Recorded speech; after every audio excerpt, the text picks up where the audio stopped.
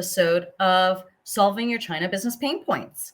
My name is Christina Cola-Colucci. I'm the head of business advisory at Woodburn Accountants and Advisors. And in today's episode, we are going to be looking at, from startup to big corporation in China, how to adapt your leadership style.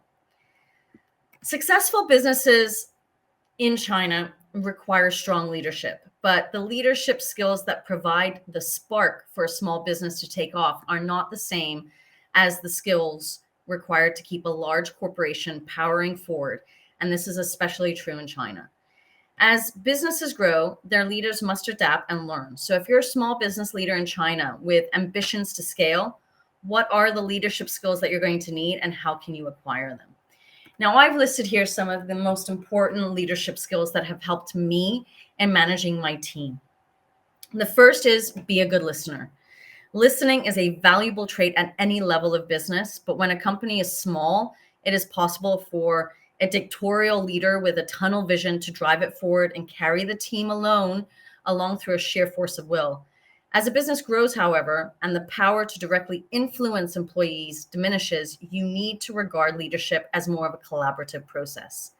Listening will benefit you in two ways. Firstly, you're likely to learn something. No leader can expect to be the leading authority on sales, marketing, HR, IT, and finance in China. As a business grows, to incorporate all these departments and more, leadership changes from coming up with solutions to weighing up options and making decisions based on other people's expertise. The second benefit of being a good listener is that it will make your employees feel listened to. And this is an important factor in China in building morale and respect, which in turn will make them more inclined to listen to you as well. The second is learn to delegate. Very difficult for me to do. Many small business leaders are dynamos with incredible energy who can turn their hand to anything and often do. But as a business grows in China, there is simply not time to run it in this manner. There comes a point when you have to delegate responsibility to others, and the more willingly you can do it, the more successful it will be. Delegation is about keeping the business under control by letting go of control. Even Bill Gates, who struggled with letting go in the early days of Microsoft, was recently quoted as saying, if you want to have an impact, usually delegation is important. Of course, there are times when a leader has to take sole responsibility for things, hence the addition of the word usually.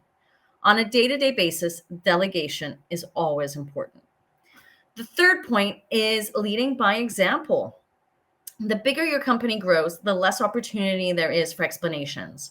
Grand gestures take the place of subtle adjustments. So you need to make sure that the image you portray is aligned to the image you want the business to portray. You can't shy away from the limelight in China. So you need to be visible and you need to be seen to be doing the right thing all the time.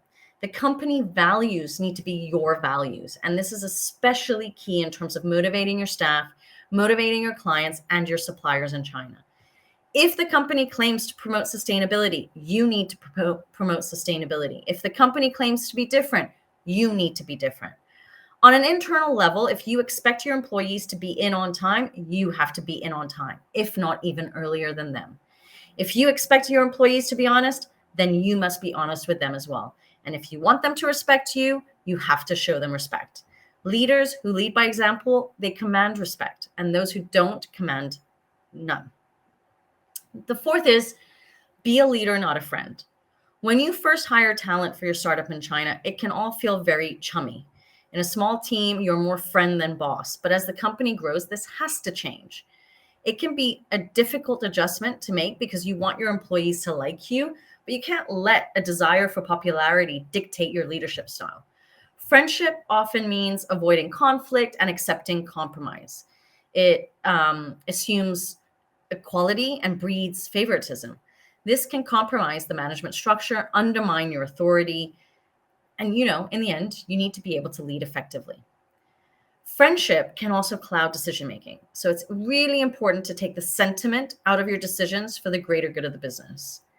As a leader of a corporation in China, your loyalty must be to all your staff, regardless of who they are and how well you know them, and from when they started the business. So you have to draw out boundaries. The fifth is be a sounding board. As the company grows, more and more people are going to come to you for advice and decisions, and the scale of their problems is going to grow. Don't feel you have to provide the answer every single time. Usually, what people are looking for is the reassurance to implement their own judgment.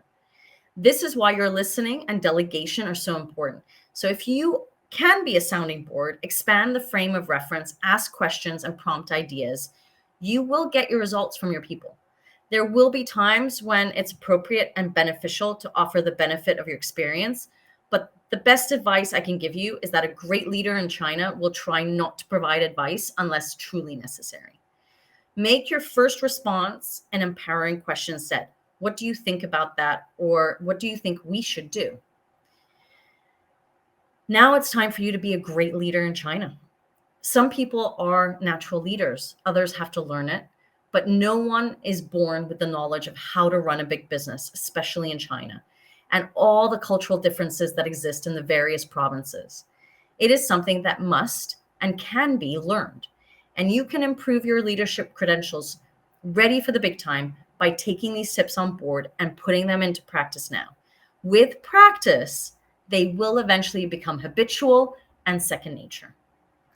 I hope today's video has helped you. If you have absolutely any questions, don't hesitate to reach out. We have the link to our diary or to my diary in the show notes.